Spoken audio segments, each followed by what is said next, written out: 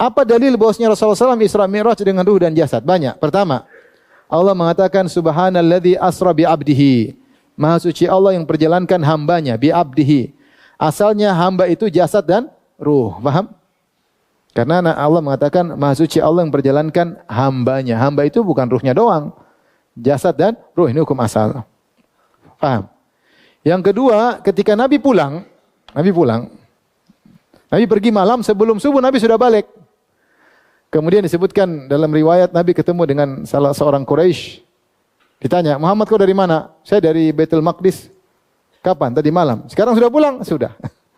Kayaknya tunggu ya. Saya panggil orang. Jangan rubah-rubah ngomong ya. Enggak. Nah, akhirnya orang pada datang. Coba Muhammad cerita lagi. Saya baru pergi dari Baitul Maqdis, sekarang balik. Maka ada yang tepuk tangan, ada yang bengong. Karena di zaman itu adalah hal yang sangat aneh. Karena mungkin motor belum ditemukan waktu itu ya. Jadi mereka bilang, sementara kalau mereka ke Baitul Maqdis sebulan perjalanan. Balik sebulan perjalanan. Jadi kalau dari Mekah ke Baitul Maqdis bolak-balik 2 bulan perjalanan. Bagaimana Muhammad menempuh ketika itu dalam waktu singkat, tidak sampai semalam. Belum lagi naik ke langit ke-7. Sehingga inilah perkara yang diingkari oleh orang musyrik. Yang diingkari oleh orang musyrik. Nabi ngaku berjalanan dengan mimpi saja. Hah? Kalau dengan mimpi orang Quraisy tidak akan ketawain Nabi, paham? Ya udah silakan mimpi, namanya mimpi. Tetapi Nabi memang mengatakan dirinya bukan cuma ruhnya dan bukan cuma sekedar apa? Mimpi.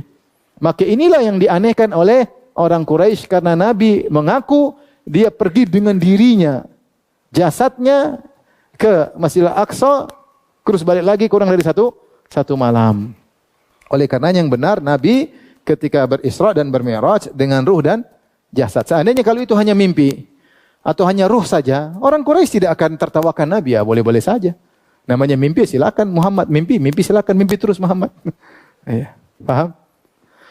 Yang kedua, dijadikan bahan untuk mencela Abu Bakar. Maka ketika Rasulullah mengaku pergi dari Mekah ke Masjid Al-Aqsa balik lagi dalam kurang 1 malam, maka mereka datang ke Abu Bakar, mereka berkata, "Wahai Abu Bakar, sahabatmu bilang begini.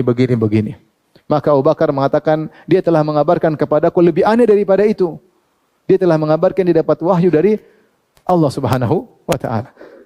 Kalau dia katakan yang lebih aneh tentu akan saya benarkan. Apapun yang dia omongin Muhammad, saya akan apa? Benarkan. Maka ketika itu Abu Bakar diberi gelar dengan apa? As-Siddiq. Kemudian dalam sebagian riwayat, sebagian orang ada yang murtad. Ada yang murtad. Ketika itu karena aneh dengan kejadian tersebut. Kejadian apa? Kejadian jasad Nabi atau mimpi Nabi? Jasad Nabi yang pergi ke Masjidil Aqsa balik kurang dari satu malam. Di antara dalil juga bahwasanya Rasulullah SAW berisra dan mi'raj dengan jasad dan ruhnya adalah firman Allah. Wa laqad ra'ahu nazlatan ukhra 'inda sidratil muntaha. Sungguh Nabi telah melihat malaikat Jibril dalam kesempatan yang lain dengan bentuk aslinya ketika di Sidratul Muntaha. Kesempatan pertama Nabi lihat ketika masih di Mekah, ya enggak? Ketika awal wahyu dah datang. Waktu Nabi lihat dalam kondisi ruhnya saja atau dalam kondisi terjaga? Terjaga. Berarti Nabi ketika di Sidratul Muntaha juga dalam kondisi terjaga dengan ruh dan jasadnya. Karena Allah menyamakan. Sungguh dia telah melihat lagi kedua kalinya. Sebagaimana Nabi di awal kali melihat dalam kondisi terjaga dan melihat dengan ruh dan jasadnya, lihat malaikat Jibril, maka ketika Nabi sedang di Sidratul Muntaha juga kondisinya sama, dalam kondisi terjaga dengan ruh dan jasadnya melihat siapa? Malaikat Jibril. Nah, Nabi ketika di Sidratul Muntaha namanya sedang mi'raj. Sedang apa? Mi'raj. Paham sampai sini?